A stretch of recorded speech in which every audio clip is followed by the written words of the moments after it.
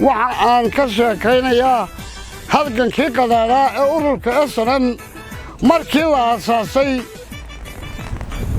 وحسابه كسر بحي هلكن كاسي بس وكل هلكلي إسكنوا هلكلين هلكلكو وقوبها استراتيجية أما قالنا حتى نشوفها بس أي كحيوك استأصلاً هلكن واحد لقوا أساسي تبهد كتيم كده ولد محمد سياد بره مركا كتر شو ما يسوي أو دون يسوي نتبادل سميسو حصل يسوي مركي تبادل على السيلة هقوليها محمد حرش جاني ترى قلت الحياة لبطنات وصلها ولا ما يسدتك المركز بلا وقيسي إياه هذا الله سوي كومي السكاسك القرار قلت ببري مركي دمنا وحلقي السلحري وتبارك ولا تبادل بدنا يكون قادرين تبادلنا وحلا سوي هبكي أيوب هني تبادل عمل عندنا أمريكا كدونية إن تبادل كل حاجة كيسونا عندك كيلومتر حديده إياه وحاوليني هدي أتسوي ده هبكا وحنو كسر سيدنا أمريكا إسلام مركز إياه عول حلا markii cawl la xilay ee la arkay meesha inay fooda ka dhacdo dad badan la xilay shabadaasi salaxda qoliyeed way ka jiday gaari labadana way ka gaxaysan gaari socod lahaa oo sabaaxa oo loo dhintay xuseen nuur cali nuur waxa ay saartay armigii oo meel gaar ah u dhigtay isla markaa asalaamtii way xoogayeen oo aan markaa xuduudaha amba shaqaaxo soo gaadin oo galbeed ka soo ifaysa waxa ay noqdeen ciidankii ugu horeeyay ee degay qaaxo ee aad u xiriiriyay dawladii faqashka iska talaabi jirtay amba tagi jirtay meelaha fog ee qaaxa dhexdeeda amba sahawska ee xadka ka talowsan dadka ay ka soo gaarsiin jiray waxa dabadna joogsatay inaanay ka talaabin xadka xukuumadda saddeed barra ciidamadeeda oo noqotay waxaanay ku dhici karin وعيد كبري ثم يشيء بين مشيء هذا واحد شو ساعتها كان كبر كل ما لا يتاجته وماله مهم كا أصلاً تمهم واحد بيت أم بس جوا هاي كده شو بنتي تشار كمان يراك أم بس ماله اللي هذيك سنة أم بقول تو لوك كله واي قاسي لو كله ما ليس سنة أم بس دي لو قلت باي بورا إيه كم قاس وهريله لك حتى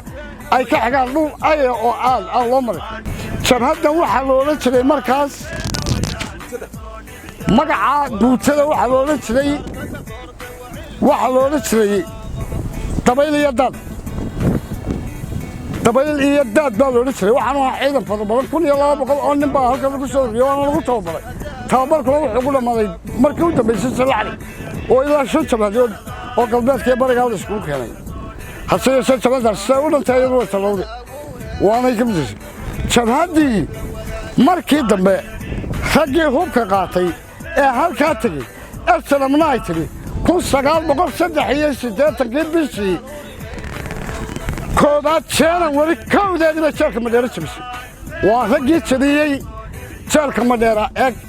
كل اللحظة وكمل الله نحرسوه كمني إذا كان سووا حقوق شارك مدير شبيو ومع عور كصدايو وقدامي شبتنا markaas oo isu keenay ciidamo badan oo sanama oo bariga iyo galbeedka ba oo ciidankii xoogaystay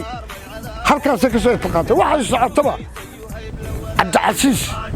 maalintii salaanta lagu kala tagay shamiitada berbera wadada burca u baxda xabada ayay soconayso xabad baa lagu salaamaha saas uga baxay magaalada berbera waa goobtii ugu dambeysay jidka dheer uu qabay waa saxaabad dumar Soomaaliya kama sheekan kale wallahi halka wuu farabaday waan ku daalina laakiin goobtan magaalada waxaan sheegayaa inay qayb libax ka qaadatay xoreynta wadanka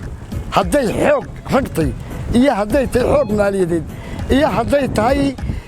in mid siyaasadeed inay mid u dhisan aslan oo u daacada oo xoog ay ahayd ilaa markii gudaha la galay ilaa markii aslan ay bilaabantay ilaa markii aynu gudaha galay ilaa inta dadku xarinay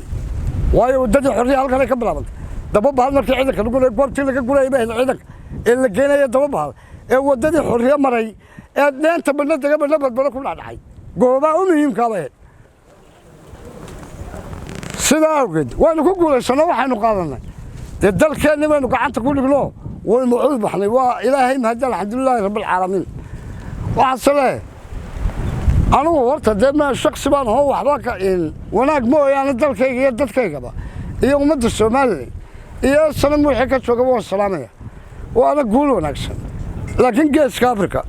waxba ka jiray magaalada adduunyada dhanbiila ka duldulaya waxaan kula talinayaa bulshada Soomaaliya meel kasta ay joogto rag iyo dumar inay u soo jeestaan ilaalinta dalkooda maanta waa maalin adag run baan idin sheegay waxba dunida maayamoog dadku wuxuu badaya maayamoog waxba mooga laakiin waxa ka jira dhulka Afrika maanta waxa ka jira amba adduunyada kacdoona fara badan baa ka jira inay siday uga dabaalan lahaayeen dalkooda yar ay u ilaasho lahaayeen inay foodooyinka aanay u kala gelin taas waa mid aan kula dardaarmayo bulshada Soomaaliya meel kasta joogta dabadii gudaba maalmo ugu qalaala waxa ugu adkaa oo aniga igu cajay badnayd maalmo laynaga saaray Hargeysa dhibaataduna aad ay ugu badnayd oo aynu ku dagaalamayna 3 bilood iyo gasoor hase yeeshee kamaar saxumayn marka aynu ku soo noqono horta marka ciidanka afraad baan ka mid ahaa ee degay Hargeysa galbeedkeeda markii dambe 3 bilood dambe halka soo degnay biishira markii qabso faqas waxa naga saartay Hargeysa duleedkeeda ka baxnay waxa aanu dhagax buuro meesha leeyahay waxa naga soo baxday Arabsiyo waxa naga soo baxday magaxdeena waxa naga soo baxday andayo waxa naga soo baxday in darweyna meel ka hooseysay barcada u dhaxaysa Hargeysa 3 meelood bay naga soo baxday laacada iyo in agagaarka dhaamka daami